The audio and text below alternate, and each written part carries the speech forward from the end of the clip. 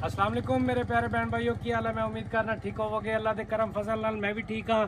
तो तुसी मेरा चैनल देख रहे हो उमर दी धरती। मेरा नाम है उमर खान। इंशाल्लाह and they which telephone number भी और मुकम्मल वीडियो दी डिटेल भी, यानी कि मुकम्मल एड्रैस भी दसांगा इंशाल्लाह।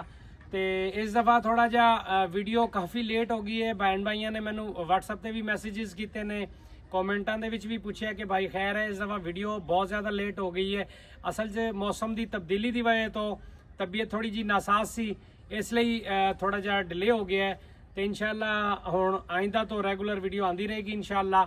अज मैं तुहाडे लई 10 मरला मकान लैके हाजिर होया, बिल्कुल जीरो प्राइस दे विच। और गली मेरा कैमरामैन दिखा सके तुहानू, तकरीबन 20 फीट की गली है और मदीना कलोनी दे विच वाक़ है। और सब तो वड्डी गल यह है कि बिल्कुल जीरो प्राइस।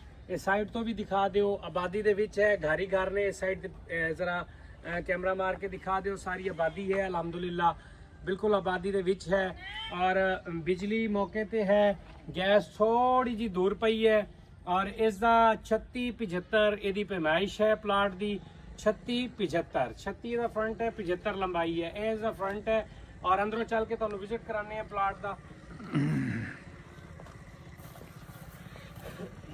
देख सकते हो प्लाट माशाल्लाह चार दीवारी हुई है, एक कमरा बनया होया है इहदे च। और अगर कोई भाई इसे कंडीशन च लवेगा तो उसनू मतलब इस कंडीशन च भी मिल जाएगा। अगर वो प्लाट की कंडीशन च लेना चाहेगा तो प्लाट की कंडीशन च भी उन्होंने मिल जाएगा। बिलफर्ज प्लाट मतलब अगर वो प्लाट लेना चाहता है तो उसनू ये प्लाट 13 लाख रुपए दे विच कैश मिल जाएगा। अगर वो मुकम्मल इस विद मटीरियल लेना चाहता है, एक कमरा भी बनया होया, चार दीवारी मुकम्मल अगर वो लेना चाहता है तो उन्होंने तकरीबन 15 लाख रुपए दे विच उन्होंने मिल जाएगा मुकम्मल। उस तो बाद रजिस्ट्री इंतकाल वाली जगह है, मौके ते कब्जा है। पहले आओ अपने ना कराओ, कब्जा लो, तसल्ली करो, जो ज़हनी तौर पर तुसी मुतमईन हो जाओ, उस तो बाद पेमेंट करो इंशाल्लाह। और इसकी लोकेशन जिहड़ी है मुल्तान बाईपास तो तकरीबन 6 किलोमीटर अड्डा बिल्ली वाला आ जाता है। और उस तो 1.5 किलोमीटर अंदर मदीना टाउन कॉलोनी का नाम है। ये उस जगह ते वाक़ है, 10 मरला पूरा है अल्हम्दुलिल्लाह।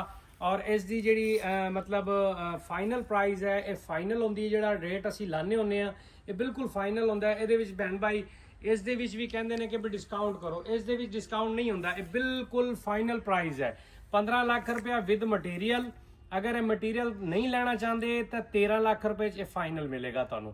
मुकम्मल 10 मरले प्लाट है अल्हम्दुलिल्लाह, बहुत खूबसूरत प्लाट है। मेरा कैमरामैन थोड़ा अगे होके भी तुहानू जरा दीवारा दिखा दे, अच्छी तरह तसल्ली कर लो ताकि घर बैठ के तुसी फैसला कर सको कि प्लाट लेना है या नहीं लेना।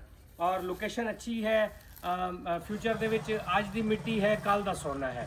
खूबसूरत बने, खूबसूरत लोकेशन ते है, फ्रंट दे उत्ते है। कल नूं तुसी इहदे फ्रंट दी दुकानां भी बना सकने हो, अच्छा मकान भी बना सकते हो, कमर्शल भी, यानी कि कमर्शल भी यूज़ हो सकता है।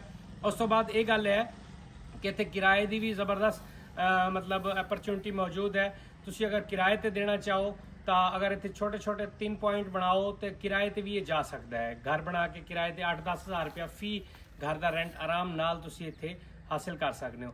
उस तो बाद भाई नूं इजाज़त दोगे, मैं इजाज़त लवांगा। ठीक हो गया जी, अल्लाह हाफिज़, अस्सलामु अलैकुम वरहमतुल्लाहि वबरकातुहू।